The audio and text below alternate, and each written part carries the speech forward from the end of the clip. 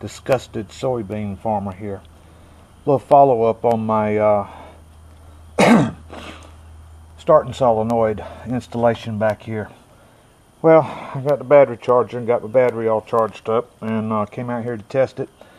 And I let the fuel pump run, got primed, checked it, turned the key, and fortunately, praise God, this motor cold. It don't start right up, and I'm sure glad it didn't, because the new starting solenoid down here sticks. It hangs in the crank position. So to prove that it's the solenoid, that wire right there is key voltage. I took it off the solenoid because I don't want to go through this thing hanging trying to crank and me down here yanking the positive lead off the battery. That's all real exciting when you have to do that.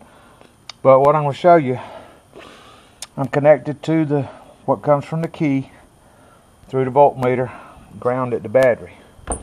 Now I'll reach in here, and when I turn on the key, you'll hear the fuel pump come on.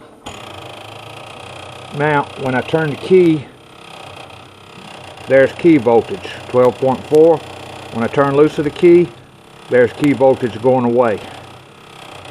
So, that proves to me that the ignition switch, key switch, hadn't gone stupid in the middle of all of this, and leaving a permanent voltage on this line here, which is the key voltage, to the starting solenoid. Praise God. Always give thanks to Him.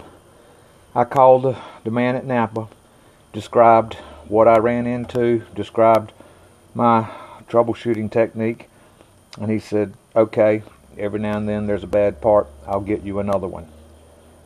So at least he's not telling me, well, that's too bad, I hate that for you. And now that I know how to get this off, the only real aggravation is that screw back down under here. But I can fight my way through it again. And I will try one more NAPA starting solenoid. And if I get the same problem again with it, I'll go to John Deere. Theirs is about $33. But I will test this one before I put it on. And that's simple enough to do by putting key voltage on that terminal. Turn it, watch solenoid click and engage, turn the key off and watch it disengage. Do that 15 or 20 times and have it repeat with 100% acceptance, and I'll go through the fun of the hidden Phillips head screw down here. I've let out a dag nabbit good and loud on this morning. Oh well, that's the way it is when you farm with old equipment and you do your own repairs. You get a bad part, fight your way through it. Everybody, thanks for subscribing and watching my videos. It's always nice to have company as we go down these trails.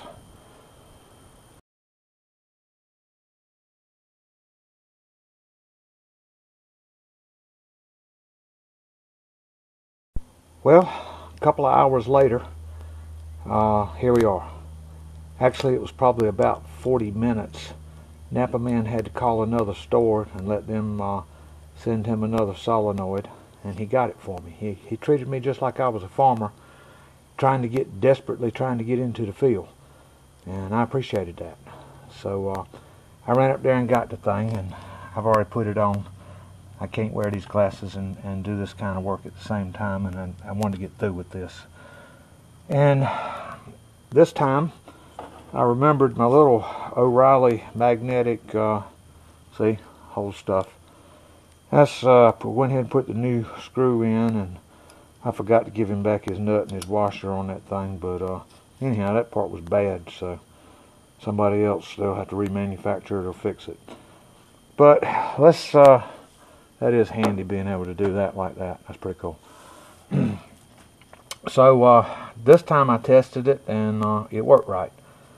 So I reach in here, about that much throttle. That's that little fuel pump. We'll let that run a few seconds. And then I hope it don't crank, because I want to turn loose of the key and see it stop trying to crank.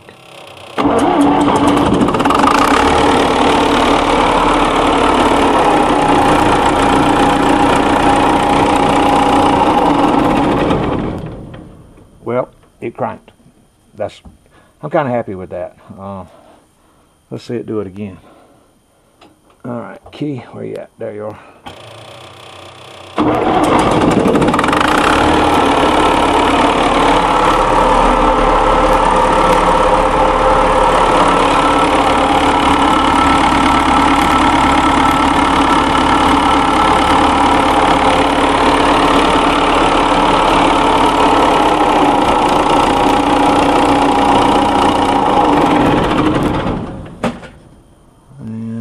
Oh, voltmeter fell on the floor. So it looks like the problem of the starting solenoid is solved now. I can crank my combine, and I'm happy about that.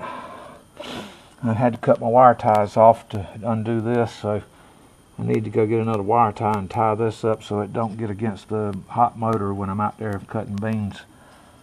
But I do believe it's solved now. Oh well. Hey everybody. Thanks for watching my videos, and thanks very much for subscribing to my channel.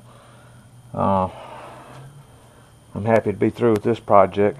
Next project is to go fix the leaking rear brake cylinder on the Ford truck. Beautiful day. Beautiful day. Well, bye y'all.